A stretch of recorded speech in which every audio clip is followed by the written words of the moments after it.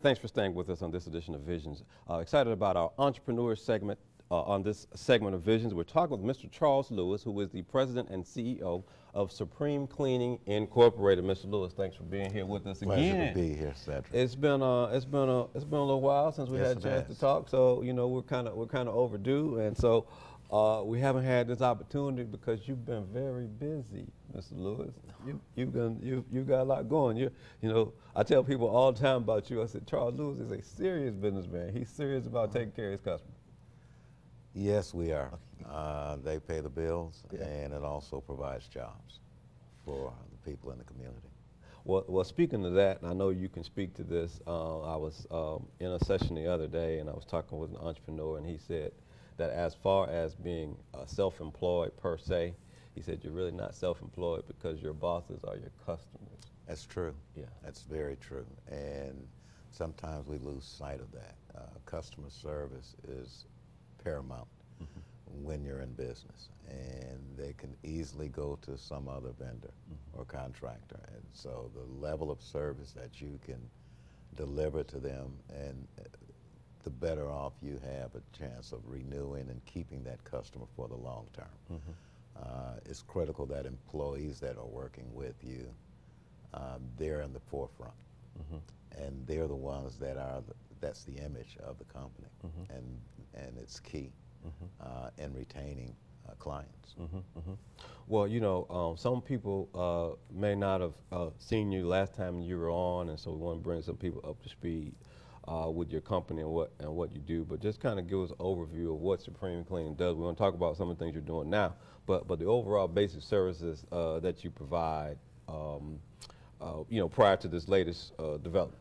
Well, we've done, our core business has been facility maintenance and management, and providing janitorial, pressure washing, window cleaning, things of that sort. We've added some lawn and landscape through some relationships with other landscaping companies, and we've recently added a division for remediation, water damage and mold.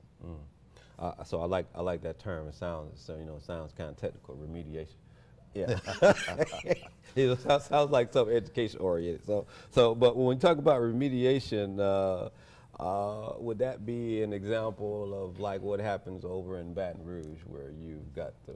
That's a classic example, unfortunately, for the people of Baton Rouge. But the remediation involves water damage. After 48 to 72 hours, then you have to deal with mold. And we've been certified by the national organization IICRC out of Las Vegas for water damage and mold remediation. We're a green company, and we're certified to do green remediation for mold. Okay, all right, real good. Now you are when we talk about certifications, you're a veteran, and you're MBE and DBE certified, for those people who know what those acronyms mean, and so that means that as it relates to government and federal work, you're qualified specifically to do it in your area of expertise. Yes, we're certified. As a matter of fact, we just received our ACDBE certification, which one of our clients asked us to get because of airport concessions. Okay. There's a mandate that they utilize DBEs in leasing space at airports and things of that sort around the country. And they called us, the corporate offices out of St. Louis, and said, could you do that since you take care of airport locations for us in Georgia and Alabama? And we went ahead and got that accomplished last year. So we're ACDBE certified to work at airport concessions, and we have submitted some bids for work in those areas. So for those who are new to this particular lingo, that the acronym DBE stands for Disadvantaged Business Enterprise, and the AC is Airport Concession. Okay, all right, and then there is also MBE, which is Minority Business Enterprise. Right, and we're also a service disabled, veteran-owned business. We're certified by the VA itself. Okay. First and foremost, though, we're a business. I'm a businessman who happens to be AC, DBE certified, MBE certified, and service disabled vet owner. Okay, all right. Yeah, Key point, the businessman first. businessman first. Okay, all right. Now, you've got just a number of accounts and clients. You know, you actually told us that you're leaving here and you're headed out to Georgia. Right. To service one of your accounts, and it's like a regional account and Yes. has multiple locations. Correct. Yeah. We've had them as clients for 8 years, Okay. and we've expanded our services from just janitorial to encompass now the water damage when their stores have issues with that or mold. One-stop shop, they call us. Now, of course, you've got your management team in place, and we're just talking with Bruce Crawford, the chamber chairman for 2016, and but your office is actually in the chamber facility at the Business Resource Center. Correct. Yeah. The Small Business Resource Center, we've been housed there for 5 years. And we just recently moved gave up a storage unit and put everything under one roof at the Small Business Resource Center. Okay. So we're completely committed to that location. Okay, all right. And for those people who you know, want to consider it as an option, that center, I mean, I've seen you there. Every time I go, you're there, so it seems like it works well. It works extremely well. The resources that they have there at the Small Business Resource Center is a plus for any small business, whether you're startup or existing. They have some expertise that'll assist you in growing the organization. Okay, all right, real good. Well, now when it comes to, I think as it relates to veterans, opportunities, and the opportunities for someone else who wants to do something like what you're doing in a different career field, you're telling me with the new VA facility, you're able to just work some things out to be able to offer your services there. Yes, we had, as a result of a recent Supreme Court decision, there was an existing law on the books that the Veterans Administration, and they're the only agency that had that requirement, had to utilize qualified veteran or service disabled veteran-owned businesses. And as a result of that, we've been blessed to receive 2 contracts to do some things at the VA facility here in Montgomery. And we're also looking at some other opportunities at some other VA locations. Okay, all right, real good. Well, I want to go back to this topic of remediation, because you know I always like it when you come, because I always learn things. Because you know you're educated. So I always like that. Now, you know, water damage, mold, duct clean. Now we have people that have allergies. They have multiple, you know, lung situations, and so the ability to do the duct and the mold is very important. It's very important, especially when you have situations such as fire jobs. Those ducts have to be cleaned. Mold remediation, it gets into the ventilation system. Those ducts have to be cleaned. A lot of the allergies that people are suffering, it's spread through the duct system, whether it's a residential home, particularly residential home, in your commercial and industrial facilities. When you're dealing with hot, humid weather, you've got an ideal breeding ground for those, for that mold.